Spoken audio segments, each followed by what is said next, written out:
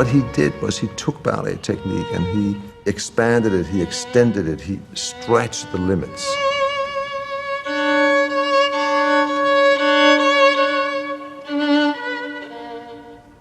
He was the greatest romantic choreographer I can think of.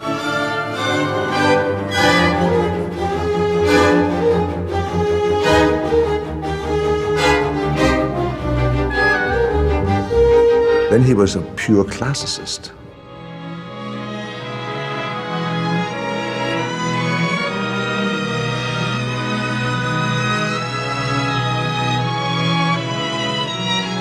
And then he was a modernist.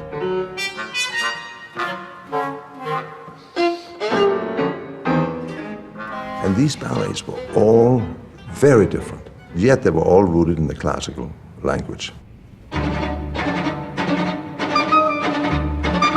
If you look at some of his very modern ballets, like Agon is one ballet that comes to mind, it's all classical ballet steps with a modern twist here and there.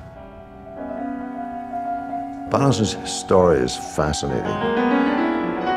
He left Russia around the time of the revolution, went to Paris, worked with Diaghilev. That's where he first met Stravinsky and Prokofiev, Matisse, Picasso, that whole world. And then he got an invitation from Lincoln Kirstein, who invited Balanchin to come to America. They started a school of American Ballet, where he created his first ballet, Serenade, which is now a classic. There was no grassroots balletic organization in America. And then they started a ballet company. And it folded. And there was like 3 or 4 precursors. And then finally,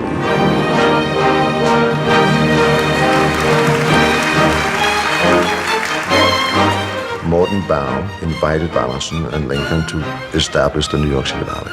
That was 1948.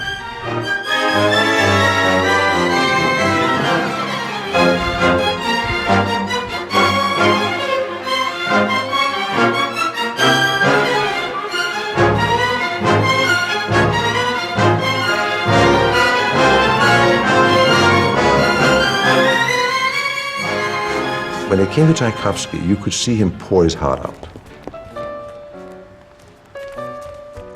Balanchin told me once, he said, I'm a very sentimental man and I try not to show it in my choreography. He fought it his whole life.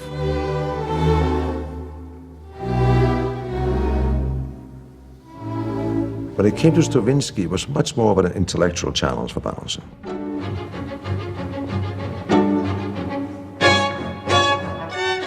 Balanchin revered Stravinsky.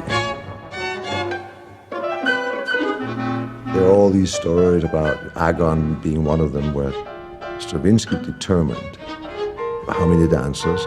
It was a 12-tone piece of music, 2 pas de trois, 1 pas de deux, 4 corps de ballet girls, and he informed Balanchin that this is what he wanted. And Balanchin just acquiesced. He looked upon Stravinsky as a guide to him.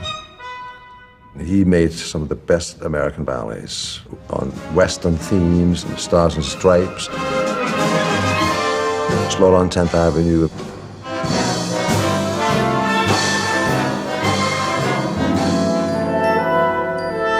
Who Cares? Wonderful ballet.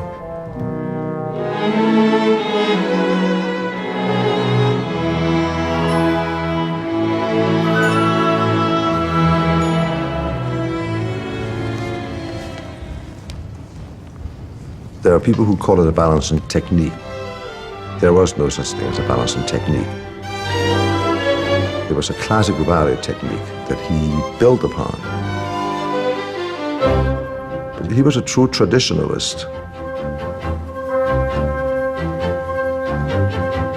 He taught America how to dance. Generations after generations after generations. Not only how to dance, but how to look at dance. And he taught audiences how to appreciate classical ballet.